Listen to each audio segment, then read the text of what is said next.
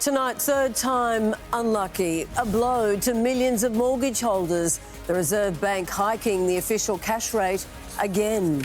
A tragedy in the state's north. 3 people, including 2 rescuers, killed when a yacht runs into trouble off Ballina. Alleged Alice Springs killer Jefferson Lewis excused from fronting court as his case is heard for the first time. Australians stranded at sea as a ship plagued by a deadly virus is stopped from docking. A southwest Sydney TikToker pleads not guilty over this blow-up at a Bankstown hair salon. And welcome to Trelevision, while Latrell Mitchell has ended his year-long media silence.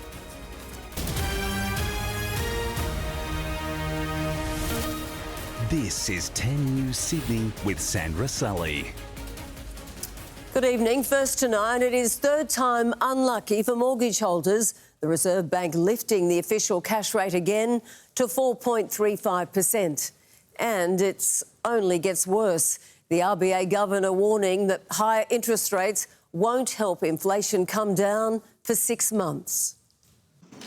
For the third time in a row. Today, as you know, the board decided to raise the cash rate by 25 basis points. Taking it from 4.1 to 4.35%, cancelling out last year's 3 rate cuts. The Australian economy is getting absolutely pummeled by this war in the Middle East, and Australians are paying the price for that. For homeowners with a $700,000 mortgage, it's an extra $107 in monthly repayments, up $317 since the start of the year. The reality for young families. It'll mean things like looking at returning to work sooner for myself. I guess, we all just have to budget a little bit more and just be more careful with what we're spending. 8 board members voted to hike, 1 to hold, as the US-Iran conflict drives inflation up here. With high fuel prices flowing on to other goods and services, the RBA now expects headline inflation to peak at 4.8% in June. These interest rate rises are not going to do anything for inflation in the next 6 months. We want to see the conflict end. Because it is having a massive impact on the global economy. A clear message that the government has failed in trying to contain inflation. Today marks 1 week until the federal budget's handed down, and the Reserve Bank governor has a warning for the Treasurer, urging him to avoid cash handouts for households struggling with the cost of living. By giving them more money, it makes it harder to dampen demand.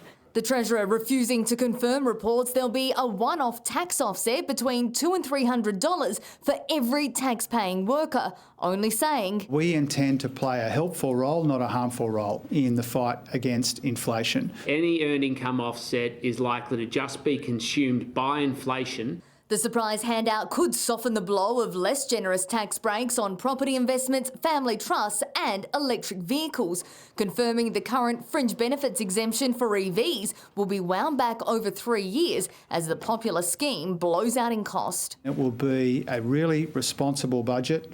We will save more than we spend. Difficult conversations around the kitchen and cabinet table have already started.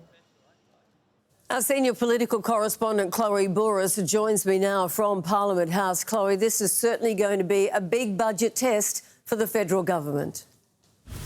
Well, Sandra, in an uncertain world, what is certain is that the stakes are high for next week's federal budget. We often talk about budget winners and losers. The Reserve Bank is making the point there'll be no winners if inflation isn't contained. And that requires disciplined spending, not a cash splash. Inflation was already uncomfortably high for the RBA, and Michelle Bullock says the global oil shock is making Australians feel poorer.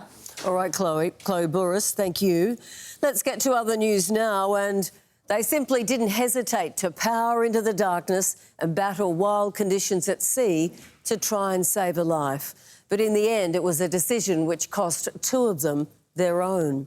A Ballina marine rescue team is tonight grieving the devastating loss of 2 volunteers and a sailor they couldn't save. Washed ashore off the South Ballina breakwall, a haunting reminder of a rescue mission that went terribly wrong. Last night, was a tragic night for Marine Rescue New South Wales. Just after 6 last night, a marine rescue crew was called to help a sailor on a yacht. He was spotted struggling by someone ashore, but as the rescue vessel powered across the bar, it rolled over. It was punching into a 2.5 metre swell coming from the east coast, and it heightened the wave height at the Ballina Bar, creating a wave that was difficult to navigate. 2 volunteers, 78-year-old Bill Ewan and 62-year-old Frank Petch, both died at sea. You know, there's going to be some families that are in a world of hurt and their friends. Among the survivors, Ballina Citizen of the Year Jeff Hutchinson, taken to hospital in a serious condition. The body of the solo sailor they were trying to save was later found on the beach. The ones that are in hospital have varying injuries from minor to quite major, including broken bones. But that's only their physical injuries. I'm sure they've all got substantial mental, health injuries as well. Conditions on the water are still too dangerous to search for the sunken yacht. Divers will eventually have to go in to assist with the retrieval, but it won't be for at least several days before they can first locate, then attempt to salvage the wreck. A small community now besieged by grief.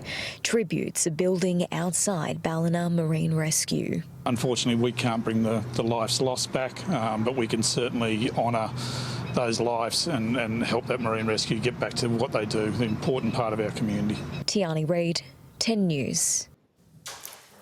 A Jewish community leader has today urged the Royal Commission to support a ban on 2 pro-Palestinian slogans, From the River to the Sea and Globalise the Intifada, because they say they imply violence towards Jews. It comes as more Jewish Australians bear witness to how their lives have changed. Shameful stories keep coming. The Jewish businessman visiting Sydney on a train. I heard someone screaming words to the effect of, "How many babies would you need to kill in Gaza before you will be happy, you effing Jew?" Another man, broad daylight, Bondi Junction, approached by a white man in military-style clothing. He started calling me all sorts of racial slurs, among them dirty Jew, started doing the Nazi salutes, and started doing a gun finger at my forehead. Stories of lost confidence in Australia. My children go to school with concrete bollards, making sure that no one's going to ram them with a car. After the massacre in December, a fun family trip now just brings terrors. We arrived in Bondi and my 8-year-old just started crying, which was strange, and I said to her, "What's wrong?" And she said, "Now when I come to Bondi, I think about dying." It's so painful, even if you weren't there, because the reality is they came to kill us. We just weren't there. If Jewish schools are swathed in security, one mum says her 15-year-old's public school is hardly safer. She sees swastikas etched all around the school, children saying Heil Hitler. Israel's actions in Gaza, says one community leader, cannot excuse the attacks on Jews here. You have to be made of stone not to care about what is happening to the Palestinians in Gaza. However, why are you holding me responsible? Social media is also in the spotlight, with one woman saying that she repeatedly asked for slurs that have been put up against Jews on Facebook to be taken down by that social media giant. She says absolutely nothing happened. Free speech is not unfettered, and when there are slogans that call for violence, they should not be permitted. Much to chew on for the Royal Commissioner, and this is just the second day of public hearings. Hugh Rimmington, 10 News. A road rage incident in Sydney CBD has been caught on camera. Video showing 2 motorbike riders unleashing on a cab driver. One gets off his bike before jumping on the boot of the car, while the other yells at the driver through his window. It all unfolded during peak hour last night on Elizabeth Street. Police were called to the scene. They are now on the hunt for those 2 riders. The man accused of murdering 5-year-old Kumanjai little baby had his case heard in court for the first time. But Jefferson Lewis did not appear. The accused child killer was excused by the court as police build a substantial case against him. And a warning to our Indigenous viewers, this story contains the image of a person who has died. After a brief hearing, Jefferson Lewis's lawyer leaves court tight-lipped on why the 47-year-old accused murderer was excused from appearing the first time this case went before a judge. Have you spoken to your client? Lewis was meant to appear in the Alice Springs court via video link from Darwin. Why did he not appear today? The court had intended to take the unusual step of live streaming the hearing, but it was cancelled at the last minute due to technical issues. Lewis is accused of murder and faces 2 other charges which can't be revealed for legal reasons. He was arrested hours after Kumanjai little baby's body was located last Thursday after a 5-day manhunt. His capture sparked riots. Prosecutors successfully argued for a lengthy adjournment as they compile a large brief of statements and forensic evidence. Grieving family were not inside the courtroom but arrived after the hearing. They were acknowledged by the judge, who recognised their deep loss and called for justice to take its course. Meanwhile, the Prime Minister was again questioned on whether he'll visit the community. Sorry business is occurring and I've been respectful of that. The matter returns to court on July 30, while on Thursday night, Alice Springs will host a candlelight vigil to honour a young life. Jace Kemp, 10 News. 4 Australians are on board a cruise ship at the centre of a rare virus outbreak. At least 3 people have died and others are seriously ill. But doctors are insisting it won't spiral into a COVID-style pandemic. Stranded at sea, a virus-stricken ship in lockdown off the coast of Cape Verde. Yeah, that's the doctor.